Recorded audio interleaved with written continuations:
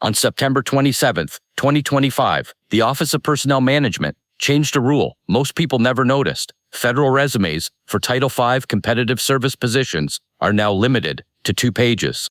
HR specialists processing applications for government jobs may reject anything longer during initial review before a single word gets read. The resume advice industry is still selling 5-page federal templates.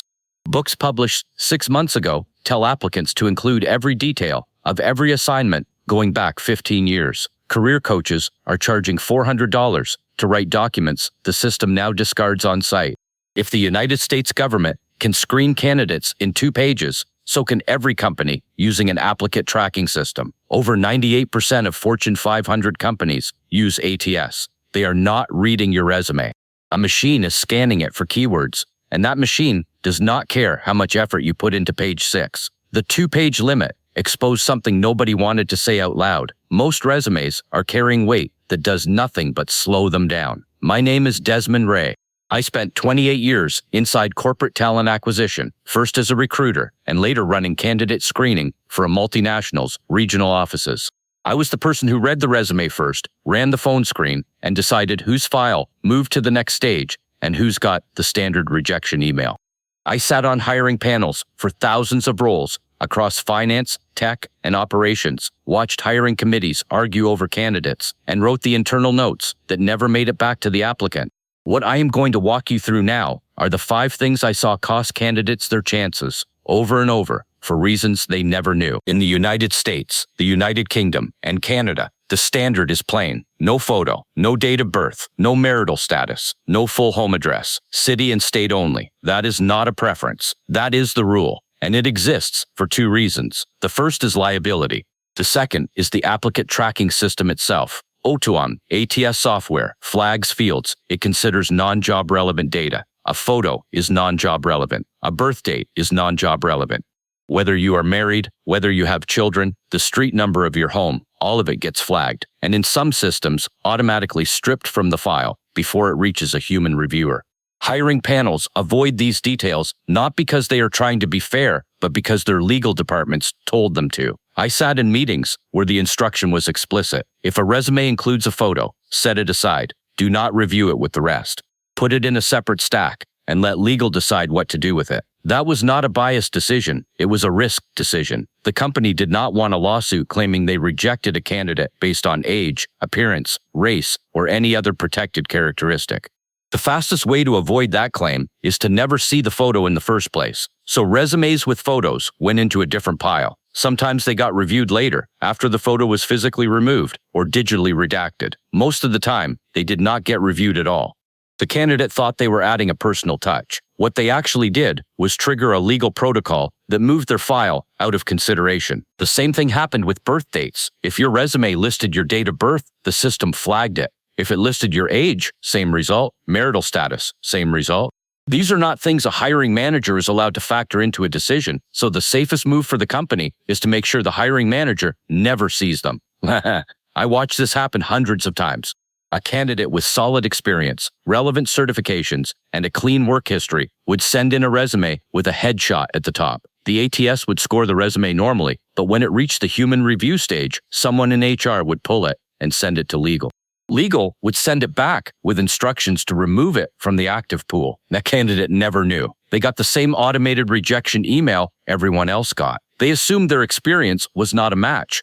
What actually happened is they included information the company could not legally consider, and the safest response was to not consider them at all. Your full home address does the same thing, for a different reason. A hiring manager does not need to know your street number. They need to know if you are local, or if relocation is required. City and state answers that question. The full address adds nothing except a signal the ATS sometimes interprets as outdated formatting, which lowers your score. So what do you include instead? Your city and state, your phone number, your email address, and your LinkedIn profile URL converted to a hyperlink. Do not paste the full jumbled LinkedIn URL into your resume. The ATS will read it as a string of random characters and flag it as formatting noise. Convert it to a hyperlink. The text should say LinkedIn profile, and the link should go to your page. That gives the hiring manager a way to see your photo, your recommendations, and your full work history without putting any of it on the resume itself. Team player, detail-oriented. Strong communicator, works well under pressure. If any of those phrases are on your resume right now, delete them. I am not saying they are untrue. I am saying they are invisible to the system that decides whether a human ever reads your file. Over 98% of Fortune 500 companies use applicant tracking systems. The ATS does not read your resume the way a person reads it. It scans for keywords that match the job posting. It scores you based on how many of those keywords appear, how often they appear, and where they appear in your work history. If your resume is full of soft skills and the job posting asks for specialized experience, your score is low. If your score is low, you do not make it past the first filter. A hiring manager never sees your name. I sat in meetings where we reviewed the top scored candidates from the ATS. The system had already done the first cut. Out of 300 applications, it gave us the top 20. Those were the only files we opened. The other 280 might have been qualified. We never knew because the system never surfaced them. The resumes that scored high were not the ones with the best writing. They were the ones that matched the language of the job posting. If the posting said proficient in SAP ERP, the resume needed to say proficient in SAP ERP. If the posting said experience with Lean Six Sigma process improvement, the resume needed to say experience with Lean Six Sigma process improvement. The candidates who wrote excellent team player and strong communicator in the skills section got scored lower because those phrases were not in the job posting. The system did not know what to do with them. They took up space where a keyword could have been. I saw this happen most often with mid-career candidates who had been told to write a resume that sounded polished. They would list their job title, their responsibilities, and then a paragraph of soft skills at the top.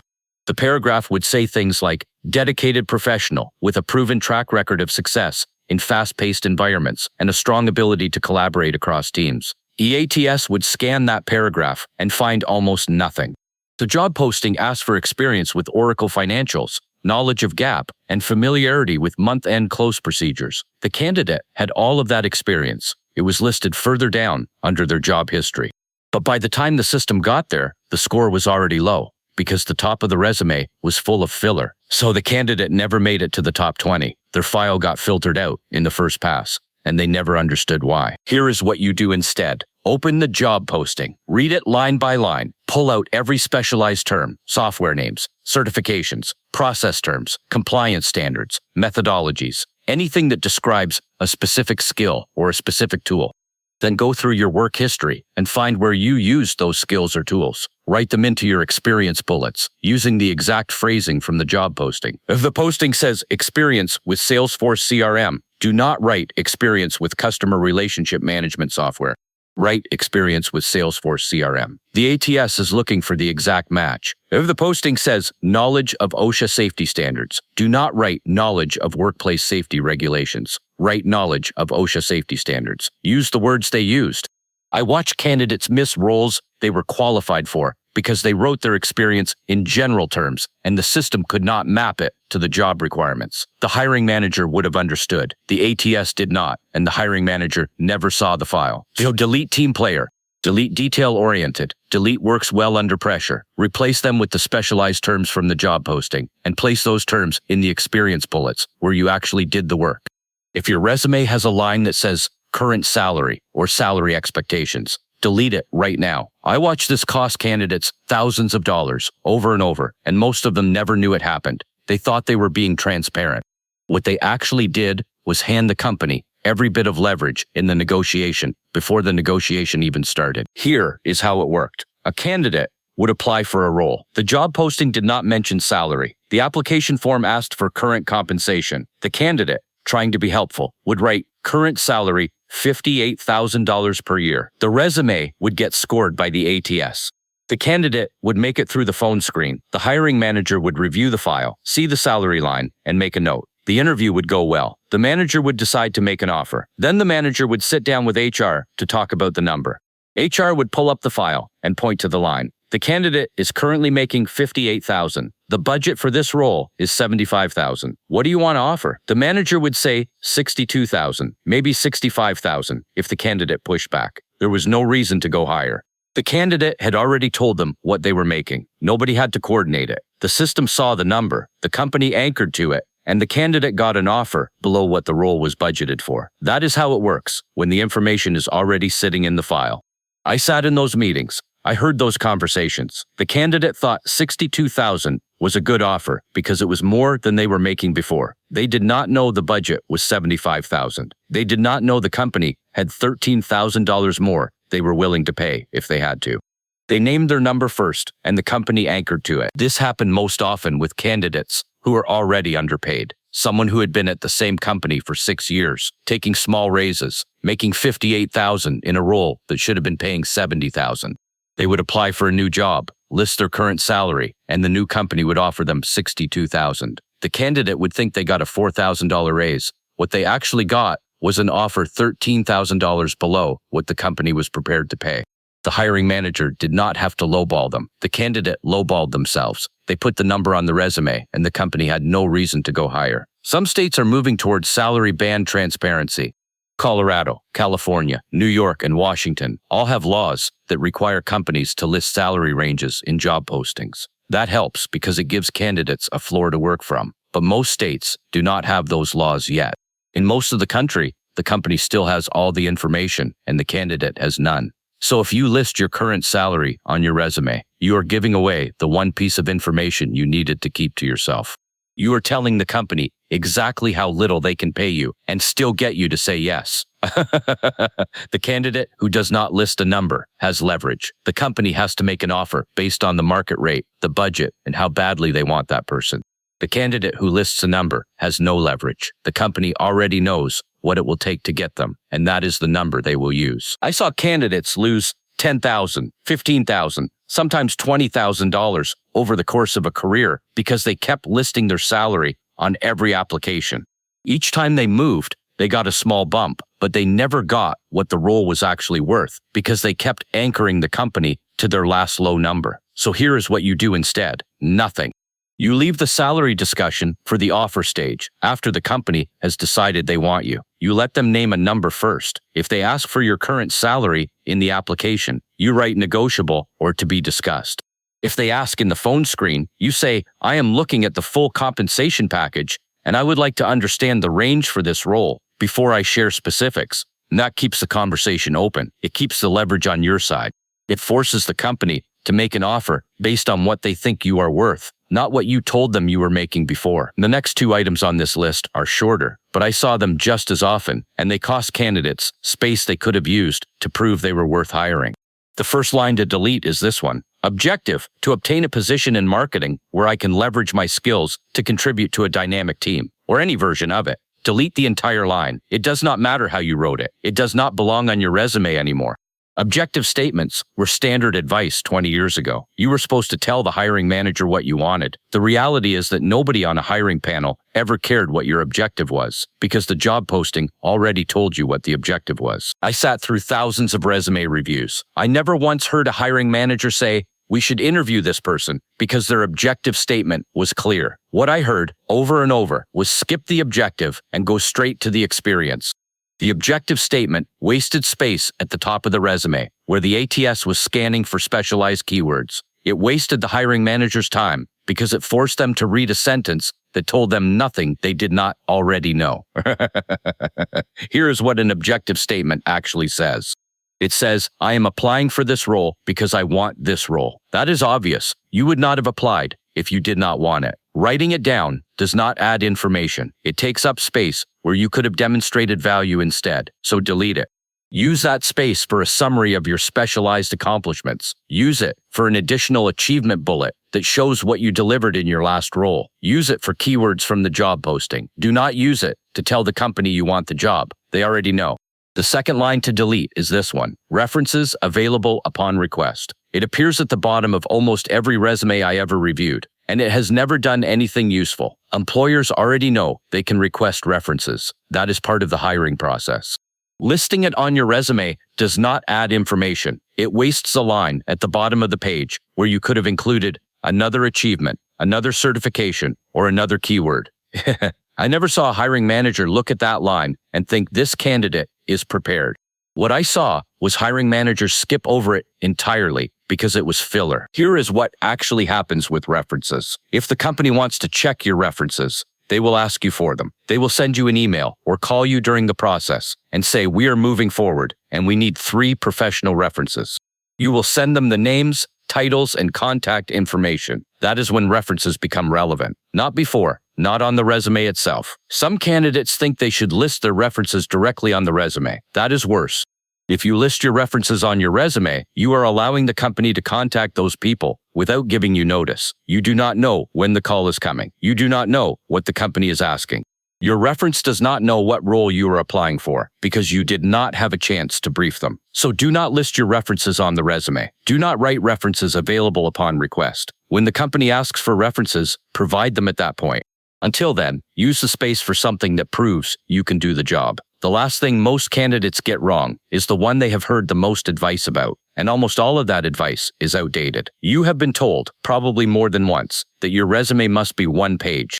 No exceptions, 1 page only. If you cannot fit your entire career onto 1 page, you are doing something wrong. Delete that advice. It is not true anymore, and following it is costing you the interview. Modern applicant tracking systems use machine learning to analyze keyword frequency, usage context, and career progression across documents of any length. The system does not care if your resume is 1 page or 2 pages. It cares whether the keywords it is looking for appear in your work history and whether those keywords are used in a way that matches the job posting. A resume that is 1.5 pages is acceptable. A resume that is 2 pages is acceptable. What matters is whether the content on those pages is relevant to the role you are applying for. If it is relevant, include it. If it is not relevant, cut it. The length is not the problem. The filler is the problem. The 1-page rule comes from advice that was written before ATS systems existed. 20 years ago, a hiring manager would receive a stack of paper resumes. They would sit at a desk and flip through them one by one, spending about 6 seconds on each. If your resume was 2 pages, they had to flip the page, and that took time. And that process does not exist anymore. The hiring manager is not flipping through paper. They are opening a PDF that the ATS has already scored and ranked. If your resume made it to their screen, they are going to read it. They are not counting pages. They are looking for evidence that you can do the job. I sat in hiring meetings where we reviewed candidates with 10 years of experience who had tried to cram their entire career onto 1 page. They would shrink the margins. They would shrink the font. They would cut key accomplishments to make everything fit. The resume would look cramped and hard to read, but it would be 1 page, so they thought they had followed the rule. The ATS would scan that resume and score it lower than a 2-page resume from a candidate with the same experience, because the 1-page resume had removed half the keywords to make room. The candidate thought they were following best practices. What they actually did was delete the specialized terms the system was looking for, and their file got filtered out before anyone saw it. The 2-page federal resume rule I mentioned at the start of this video proves the point. If the United States government can evaluate a candidate's entire career in 2 pages, so can a private company. 2 pages is enough space to include 10 years of relevant experience, specialized certifications, and achievement bullets that show what you delivered. Here is the replacement rule. Keep your resume as long as it needs to be to include relevant specialized experience, and cut anything that is generic, redundant, or older than 10 years. If you have 15 years of experience, you do not need to list all 15 years. The ATS is not scoring you based on how long you have been working. It is scoring you based on whether your recent experience matches the job posting. Your work from 12 years ago is not relevant unless it involved a specialized system or certification that the current role requires. If it does not, leave it off. If you have 3 different roles where you did the same thing, you do not need to list the same responsibilities 3 times. The ATS is not counting repetitions. It is counting keyword matches. Write the responsibility once under the most recent role with the specialized terms from the job posting. That is enough. If you have a skills section that lists 20 different software programs and only 5 of them appear in the job posting, cut the other 15. They are not helping you. They are adding noise. The ATS is scanning for the 5 that matter. Everything else lowers your score because it dilutes the keyword density. So the rule is not 1 page. The rule is relevant content only, for as many pages as that takes. If your relevant content fits on 1 page, keep it at 1 page. If your relevant content requires 2 pages, use 2 pages. If you are trying to fit 2 pages of relevant content onto 1 page, by cutting accomplishments and shrinking the font, you are following the wrong rule. The machine is not counting pages, it is counting keyword matches. Give it the keywords it is looking for, in the context it expects to see them, and your file will surface in the top 20. That is what gets you the interview. The length of the document does not matter. The strength of the content does. Which of these 5 things was still on your resume? The natural next step after today is learning what to include, how to write achievement bullets the ATS actually scores, how to pull the specialized keywords from a job posting and place them where the system expects to see them. Go through your resume tonight and delete these 5 items. Use the space for specialized keywords from the job posting. 2 pages of relevant content beats 1 page of filler every time, and the machine knows the difference. The people who built their careers on handshake hires and mailed resumes did not have to beat a machine before they met a human. You do, and now you know what the machine is looking for.